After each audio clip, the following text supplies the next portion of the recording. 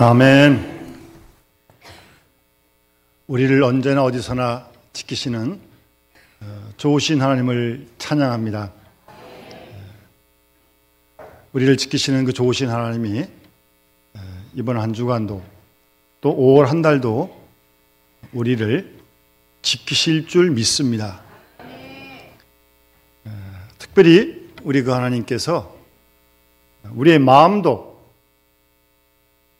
지켜주실 줄 믿습니다.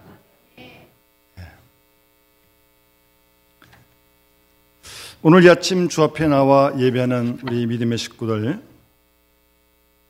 지금 이 시간 여러분의 마음이 어떠세요?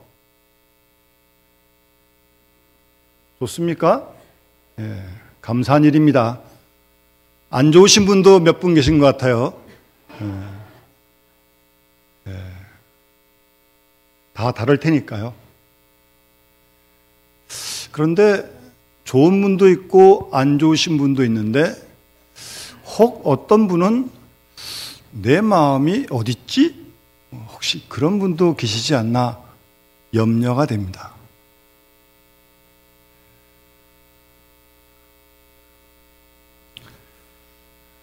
성경에 보면 마음이란 단어가 굉장히 많습니다. 한번 신경을 써서 신구약을 한번 읽어보시기 바랍니다. 마음이란 단어가 굉장히 많이 나옵니다.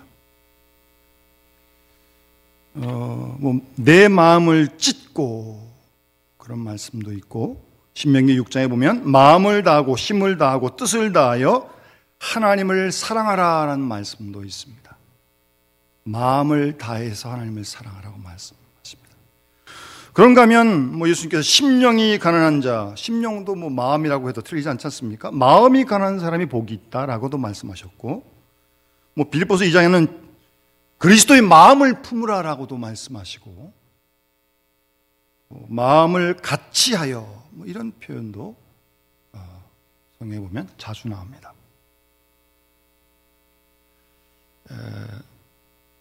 그런가 하면 굳은 마음이란 표현도 있고, 악한 마음이란 표현도 있고, 반대로 부드러운 마음, 새 마음, 이런 표현도 있습니다. 아까 불렀던 찬송가 가사에도 보면 돌 같은 내 마음 곧 녹여줘서, 그런 가사도 있어요.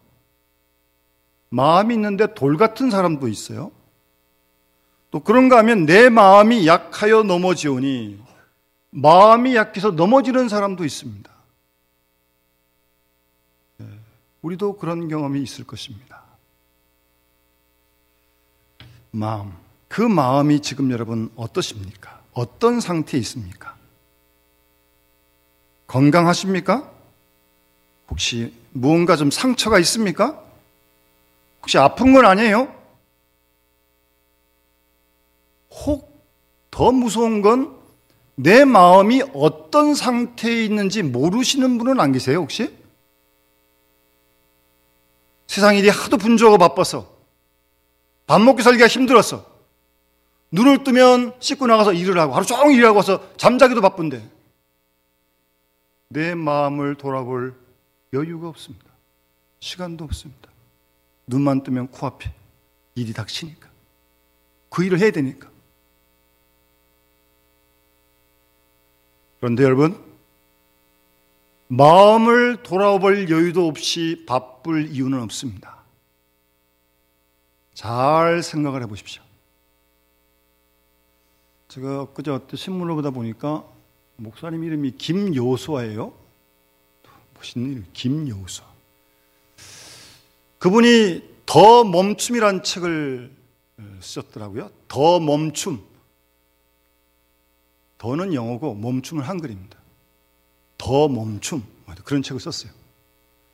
같은 내용은 이 각박한 우리가 세상 속에 살고 있지만 그 바쁜 와중에도 모든 걸 멈추고 정말 살아계신 하나님만 온전히 바라보는 그런 마음, 그런 시간을 회복해야 된다. 하여튼 결론은 그런 겁니다. 그러지 않으면 우리가 사람답게 살 수 없다는 거죠. 뭐 일만 한다고 사람은 아니잖아요. 사람이 기계나 도구는 아니잖아요. 하여튼 그런 주제를 하여튼 다뤘더라고요. 성경에 보면 잠언 말씀에요, 17장 3절에 도가니는 은을, 풀무는 금을 연단하거니와 여호와는 우리의 마음을 연단한다, 그렇게 말씀하십니다. 하나님이 우리의 마음을 연단하신다니까요. 그런 연단을 우리가 받아야죠. 하나님이 연단하시겠다는데 안 받겠어요? 네, 하나님이 마음을 연단하시겠다.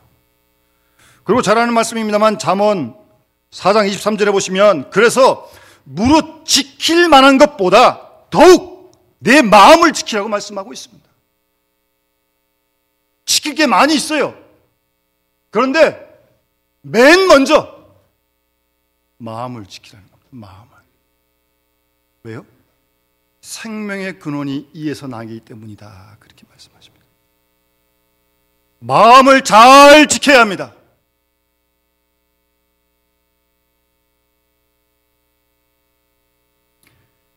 거기서부터 생명의 근원이 나오기 때문이에요.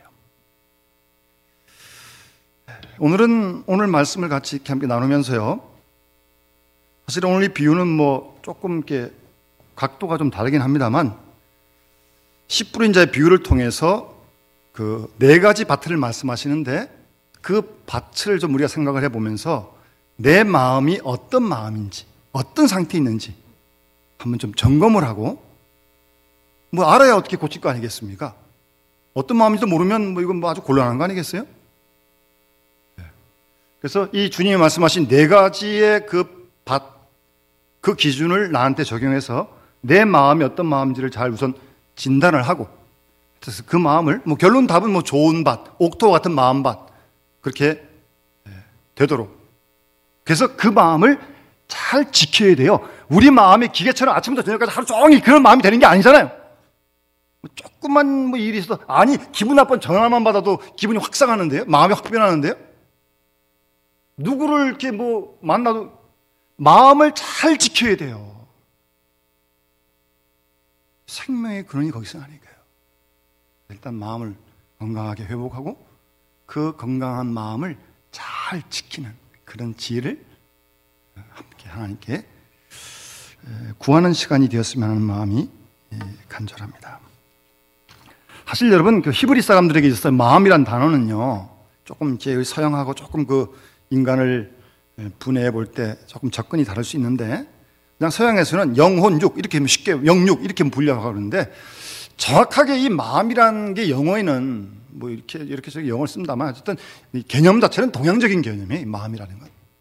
그러니까 히브리 사람들에게서의 마음이라고 하는 건요, 우리 내부에 있는 가장 고귀한 곳, 우리 모든 활동에 살아있는 샘, 우리로 하여금 어떤 결단을 내리게 하는 그 장, 바로 거기가 마음이라고 그렇게 믿습니다.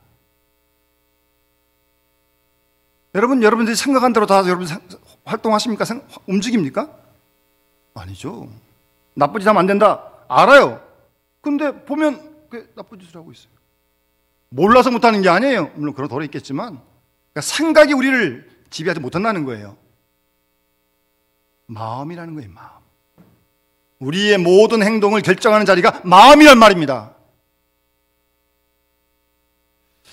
그런데 그 시편 51편에 보면 다윗은 하나님께 기도하기를 내 속에 정한 마음을 창조해 주시고 그랬습니다. 깨끗한 마음을 지어달라고 하나님께 기도하고 있는데, 거기서 정한 마음을 창조해달라는, 지어달라는 말은 히브리어로 바라입니다. 바라라는 말은 창세기 1장 1절에 태초에 하나님이 천지를 창조하시니라, 그때 쓴 단어가 바라입니다. 바라.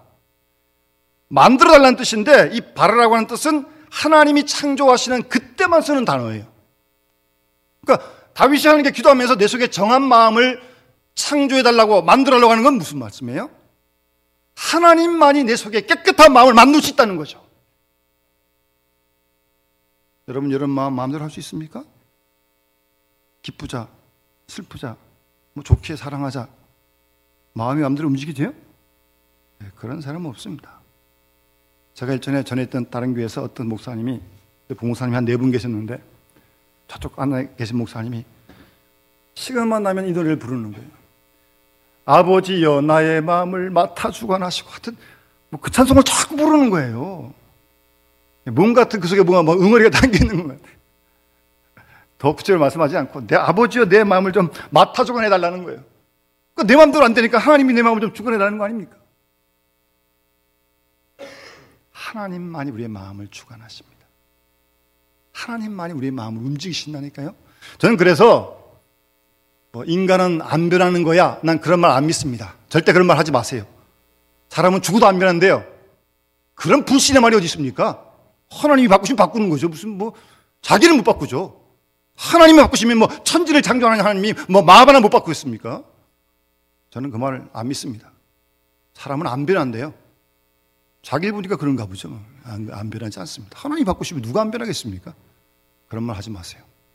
불신의 말이에요. 그건. 장을 지지도 않는다고요? 장 지지면 안 될지 모르겠어요. 하나님이 바꾸시면 됩니다. 그건. 하나님이 하시는 거예요. 우리 마음은 하나님이 하시는 거예요. 움직이시는 거예요. 오늘 본문에 주님께서 4가지 밭을 말씀하십니다. 농부가 씨를 뿌리는데 첫 번째 밭은 길가에 떨어진 씨앗, 두 번째 밭은 흙이 얕은 돌밭이고요. 세 번째 밭은 가시떨기에 떨어졌어요. 네 번째는 좋은 땅, 옥토입니다. 그런데 참 감사한 건 이 비유를 이어서 설명을 좀 해주셨어요. 예수님께서. 그 설명과 함께 잘 비교해 보시면서 여러분들의 마음을 진단해 보시기 바랍니다. 우선 길가 왔다고 하는 것은요, 씨앗이 떨어지는데 길가에 떨어졌어요. 그런데 4절에 보시면 새들이 와서 먹어버렸어요. 씨가 길가 그대로 나동으로 다니니까 새가 와서 쪼아 먹어본 거예요. 길가 왔다는 건 뭐예요? 여기가 아주 굳었어요. 이게 반들반들해져가지고요, 굳었어요. 그러니까 씨가 못 들어가요. 그러니까 길가에서 그냥 왔다 갔다 하니까 새가 와서 쪼아 먹죠.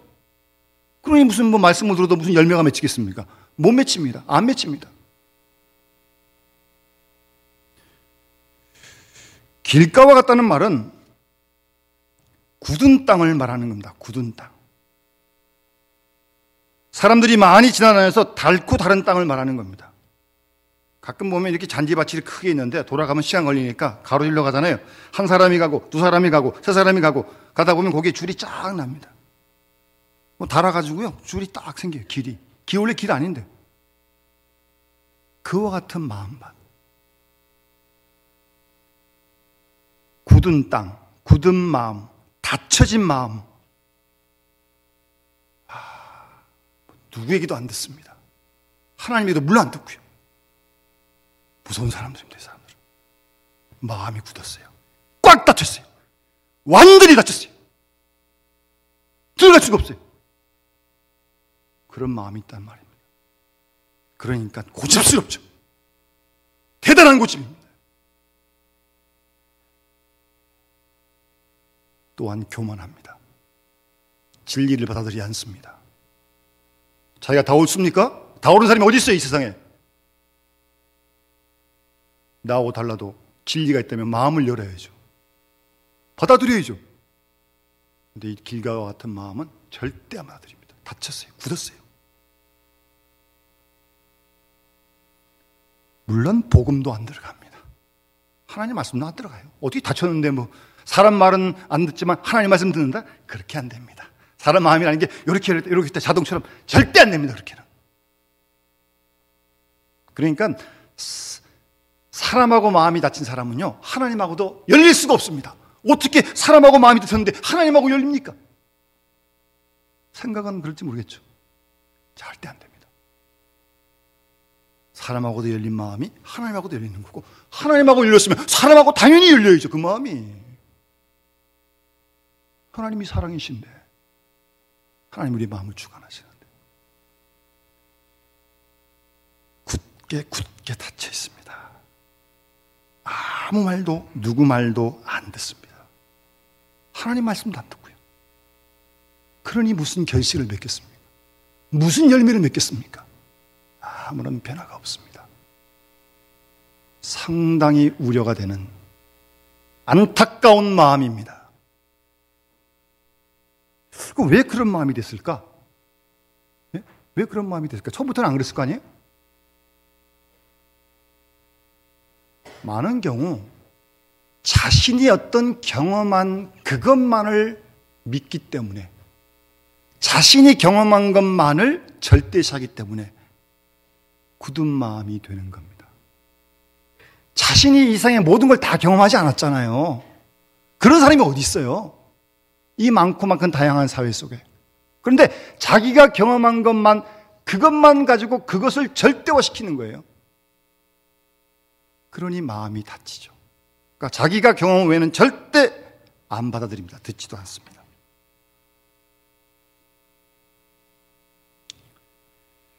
자기 경험을 우상화하는 거죠. 자기 경험에만 집착하게 되는 겁니다. 그러니 여전히 고집스럽고요. 참 이거 안타까운 일입니다. 답답한 일입니다. 가끔 젊은 청년들이 이렇게 서로 사귀다가 좀 실연을 당했어요. 그리고 하는 말이, 자매가, 남자는 다, 그 다음은 제가 말씀드리지 않겠습니다. 아니, 자기가 몇 살한 남자 만나봤다고 남자가 다 나쁘다고 얘기합니까? 이 세상 모든 남자를 다 만나봤습니까, 자기가? 예? 남자를 다 한꺼번에 그냥, 그건 아니죠. 그래서는 안 되죠. 그러니까 여러분, 누가 얘기할 때 모두 다 나쁜 사람, 이런 사람 얘기하지 마십시오. 자기가 어떻게 다 만나봤다고 다 나쁜 사람이라 그럽니까? 다 만나봤어요? 통일해봤어요? 한 번 경험을 가지고 왜 전부를 일반화시킵니까? 상당히 위험한 생각입니다. 어떻게 자기가 경험한 걸 다 절대시해요? 거기 경험한 거 외에 딱 갇혀가지고 굳게 다쳤어요. 참 안타까운 일입니다. 정말 안타까운 일입니다. 그와 같은 마음, 길가와 같은 마음. 또 길가와 같다는 것은 자기만의 어떤 편견입니다. 편견, 선입관입니다. 자기 고집에 집착해서 다른 사람의 의견, 새로운 지식 받아들이지 않습니다. 참 이런 사람 만나면 같이 회의하기 참 힘듭니다. 회의라는 게 의견을 내서 의견 중에 하나님 기뻐하시는 의견을 찾는 게 교회에서 회의 아닙니까? 누가 자기 의견이 나오고 있습니까? 올 수도 있고 틀릴 수도 있고 더 좋은 의견일 수도 있고 그 의견을 열어서 들을 수 있어야지. 자기 의견만 다 옳다고 이렇게.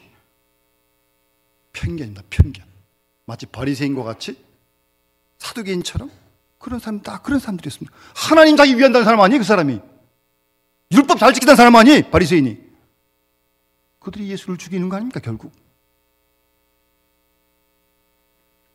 그리고 길가 왔다고 하는 것은 신앙생활을 계속하는 가운데 자신도 모르는 사이에 신앙이 나쁜 의미에서 형식화되고 습관화된 마음입니다. 교회 옵니다. 예배 드립니다. 근데 교회는 왔다 갔다 하지만 예배 시간에 교회 생활 속에서 아무런 감동이 없습니다.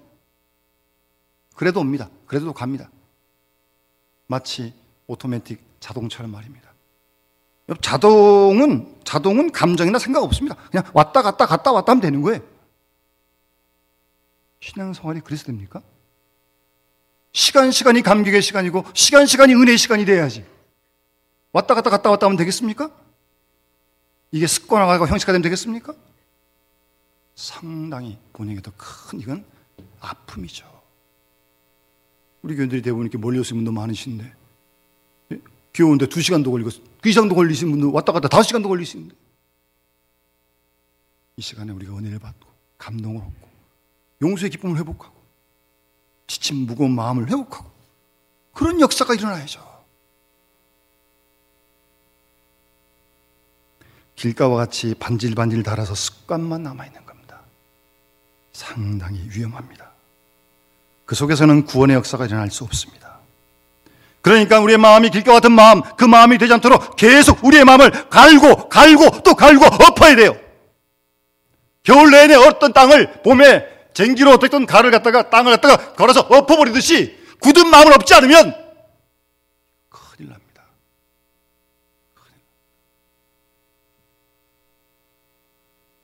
기경을 해야 돼요. 마음의 밭갈이를 해야 돼요.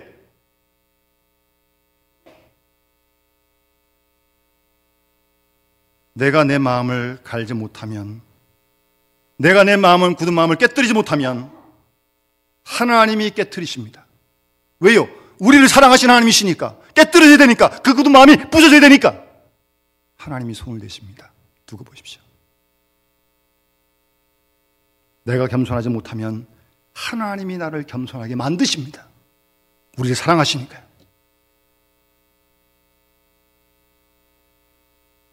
길과 같은 마음, 버려질 수밖에 없는 마음입니다.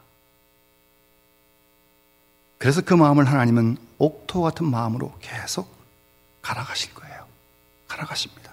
우리를 사랑하시니까요. 당근으로 지측으로 말입니다. 두 번째, 주님이 말씀하신 뿌려진 씨앗의 밭은 이 흙이 얕아요. 그게 돌같이 있어요. 그 싹이 떨어져서 싹이 나는데 뿌리가 깊지 못해요. 돌 때문에. 그러니까 해가 나니까 그 싹이 뿌리가 없어서 말라버리고 말았어요. 그러니 결실이 없죠. 결실이. 네?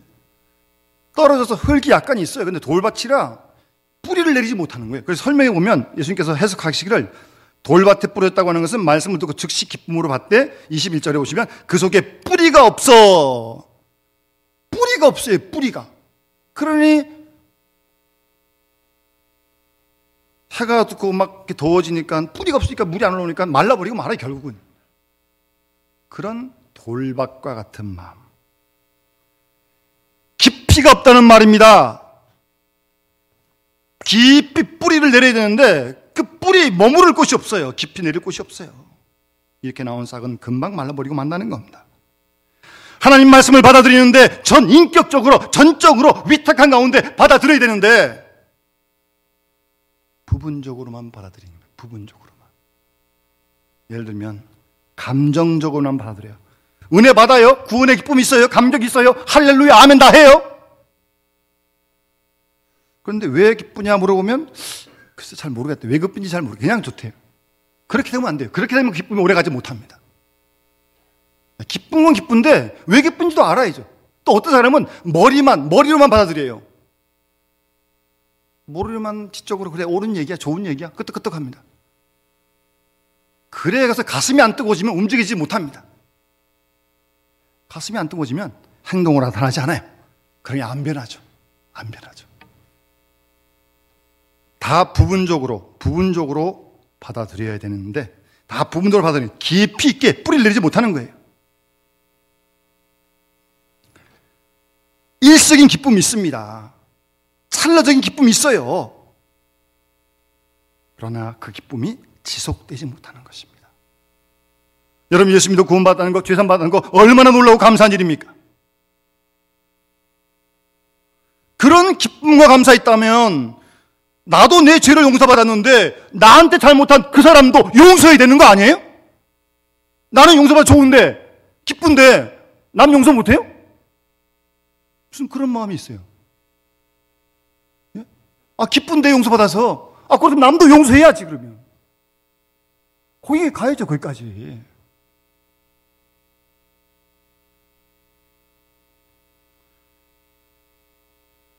하나님께 많은 축복을 받았습니다. 그래서 감사합니다. 그렇다면 그 축복에 사명이 있는 걸 알아야죠.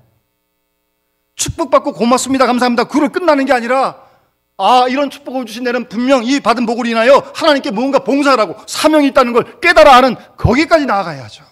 그래서 감사합니다. 거기까지만 하면 안 된다는 거죠.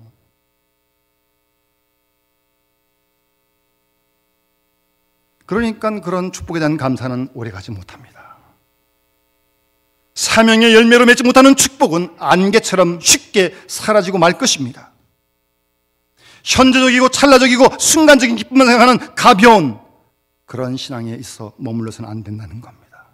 그런 사명이 있고 또 기쁨을 받았다면 기쁨으로 봉사도 하고 힘들죠. 희생이 들어가는 거죠. 그거 없이 어떻게 봉사를 합니까? 요즘은 상당히 위험한 흐름이 있는데 밖에도 그렇지만 다 쉽게 모든 걸 편하게. 그거 좋은데요.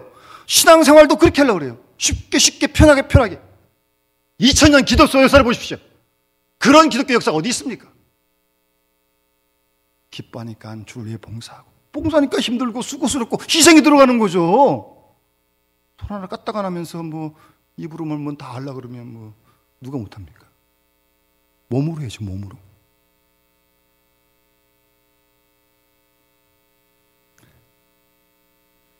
예수님께서 부자에게 내 소유를 다 팔아서 가난한 사람에게 주라고. 이 부자 못 팝니다. 신앙의 감격이 있어요. 그러나 못 팔아요. 그럴 용기 없어요. 은혜는 받지만 그게 얕아. 깊지. 뿌리를 내지 못한 거예요. 예수 그리스도를 구주로 믿었으면 내 중심에서부터 완전히 180도로 바뀌어서 그리스도 중심적인 마음과 생각이 되어야죠. 그런 신앙을 우리가 꿈꿔야죠. 주를 위해서 모든 걸 아낌없이 과감하게 함께 버려버릴 수 있는 그런 행동적인 감격, 생산적인 감격이 있어야죠. 그런 깊이 있는 그런 뿌리내리는 신앙이 되어야 한다는 거예요. 그런 마음 말입니다. 그래서 입술로만 표현하다가 닫아버리는 그런 정도의 감격 결코 오래가지 못합니다. 돌밭 같고 깊이가 없어서 입술에다가 맴돌다가 끝나고 마는 그런 신앙. 손발이 움직이지 않습니다. 그저 그냥 가슴에서 입으로 끝나고 마는 정도의 마음. 돌밭 같고 얕고 냄비처럼 씩 끓어 넘치다가 쉽게 변하고 맙니다. 뿌리가 없어요. 뿌리가 얕아요. 그러니까 뭐 당연히 핍박 어려움이 있으면 금방 나가 떨어집니다. 그거 못 이겨요. 못 이깁니다. 뭐 조금만 시험만 있어도, 시험이야 뭐 예수님도 시험 받으시는데 뭐 시험이야 언제 어디서 있는 거 아니에요? 교회도 있습니다. 시험이라는 게. 여기 천국 아니에요. 천국의 모형이지. 조금만 뭐 시험이고 어려우면 금방 다 이렇게 나가 넘어지는 그런 마음, 그런 신앙 안타깝죠? 그래서는 안 되죠. 핍박과 어려움을 버틸 만한 그런 능력 있는 그런 믿음, 그런 마음에 사람이 되어야 되지 않겠습니까? 그 다음 주께서 말씀하시는 가시떨기 위에 떨어졌다고 하는 것은 씨앗이 떨어져서 자라는데 이 가시떨기가 다 덮어버리고 말았어요. 쉽게 말씀하면 잡초가 다 덮여가지고 그 말씀을 읽어보시면 가시가 자라서 기운을 막아버려요. 결실을 못합니다. 이 좋은 영양분을 이 가시, 잡초한테 다 뺏기고 말았어요. 그럼 이게 못 자라는 거죠. 열매가 없는 거죠. 그러면서 예수님께서 구체적으로 두 가지를 들어 설명합니다. 가시떨기에 뿌려졌다고 하는 것은 말씀을 듣는데 세상의 염려, 재물의 유혹에 말씀이 막혀서 결실하지 못한다고요. 염려와 걱정이 우리 에너지를 다 뺏어가가지고 결실하지 못하는 거예요. 재물의 유혹, 돈의 유혹. 아주 구체적으로 말씀하시죠. 여러분, 무슨 돈만 낭비하는 게 낭비 아닙니다. 시간도 낭비고 정력 낭비, 이런 근심하면서 뺏긴 그 마음에 다 그 낭비입니다. 그 낭비. 왜? 쓸데없는 데 뺏기고 맙니까? 그러니까 정력 쓸데 못 쓰는 거죠. 신앙생활 하시면서도 계속 염려와 근심에 짓눌려 있습니다. 교회 오면 잠깐 잊어버렸다가 집에 가면 또 눌립니다. 또 근심에 또 눌려가지고 여기서는 천국이고 집에 가면 또 지옥이고. 이건 아니죠. 염려 근심은 언제나 있지만 그걸 하나님께 맡기고 사는 게 그리스도 아니겠습니까? 맡기고 사는 거예요. 그걸 맡기지 못해가지고 내가 짐을 지고 내가 그냥 힘들어가지고 근심의 열매 눌려가지고요. 심리학자의 말에 의하면요, 잘 들어보세요. 우리가 근심 걱정 많이 하는데 50%는 전혀 있을 수 없는 일을 걱정하는데 50 딱 잘라버리고요. 그 다음 나머지 50 중에 40%는 있을 수도 있고 없을 수도 있대요. 모르는 거니까 딱 떼버리고 10% 남았어요. 그 중에 진짜 일어날 확률은 1%밖에 없대요. 그러니 100 중에 99 어떻게 할지도 모르는 걸 가지고 미리 땡겨가지고 걱정하는 거예요. 염려하는 거예요. 거기다 에너지를 다 뺏겨가지고 결실하지 못한다는 거예요. 열매 못 맺는다는 거예요. 근심 걱정이 다 뺏겨가지고. 또 하나, 재물의 유혹에, 돈의 유혹에 빼앗겨가지고 결실을 못한다는 겁니다. 뭐 예나 지금이나 이 돈의 유혹은 마찬가지였던 것 같아요. 요즘 또 맨날 무슨 뭐 돈 주고받니 받았니 뭐 어쩌니 어쩌니 맨날 정치하고 뭐 주고 저고 뭐 그거 뭐. 그러니까 이 말씀의 중요한 뜻은요, 동기가 순수하지 못하다는 겁니다. 동기가. 처음 예수 믿을 때는 구원받은 기쁨으로 그렇게 시작했는데 거기까지 좋았는데 가다 보니까 자꾸 이 동기가 변질돼요. 명예도 좋아하고 칭찬도 좋아하고 안 알아준다고 또 뭐 이렇게 하고 자꾸 이러면서 이 동기가 변해요. 동기가 자꾸 변질되어지는 거예요. 그건 아니지 않습니까? 그러니까 결실이 없다는 게, 열매를 못 맺는다니까요. 거기 다 빼앗기고 마니까. 사실 이런 그 유혹이라는 걸 따지고 보면 결국 내 속에서 일어나는 거예요. 내 속에서. 네? 내 속에서 일어나는 거 아닙니까 다? 그 야고보서 1장 14절에 보면 각 사람이 시험을 받는 것은 자기 욕심에 끌려 미혹됨이니 욕심이 잉태한 즉 죄를 낳고 죄가 장성한 즉 사랑을 낳느니라, 사망을 낳느니라, 그렇게 말씀하십니다. 내 속에서부터 어떤 이런 욕심이 시작이라는 겁니다. 잘 자신을 돌아봐야 돼요. 내 동기, 내 마음의 어떤 원함, 잘 이걸 좀 말씀 앞에 비춰봐서 이게 하나님 기뻐하시는지 아닌지를 잘 분별을 해야죠. 뭐 나온 대로 막 하면 되겠습니까 이게? 조심해야죠. 또 돌아보고 또 기도해보고 말씀 앞에 비추죠.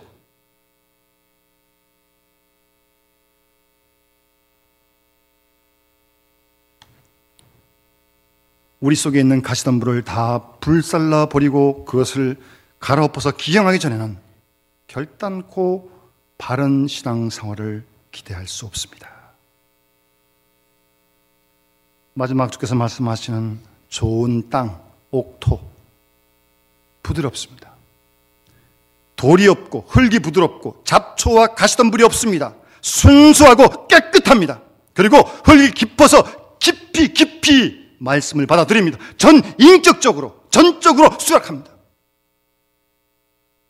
그러니까 그 말씀을 따라 순종하면서 60배, 30배, 100배 열매를 맺는 겁니다. 열매를.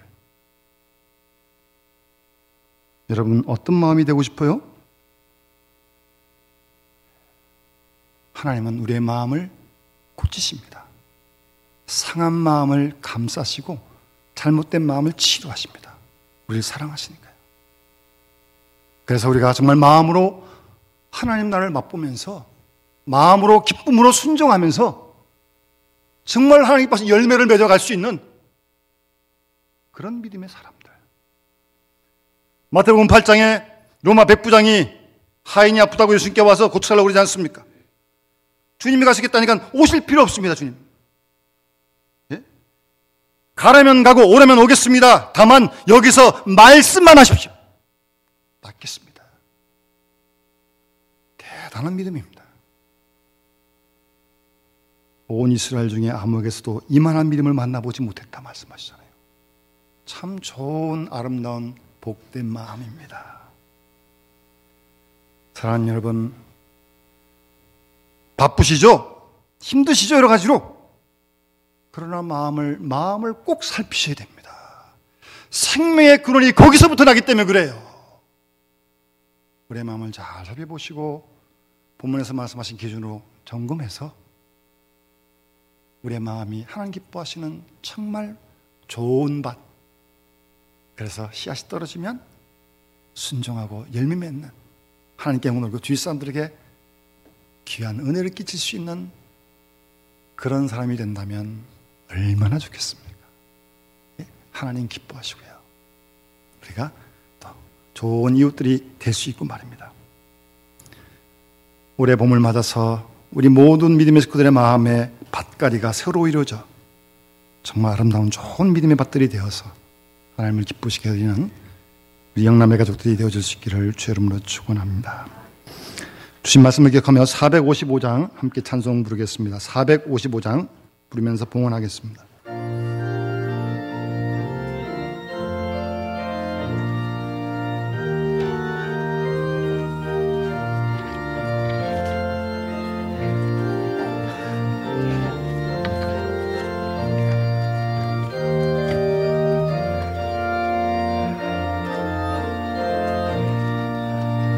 주님의 마음을 본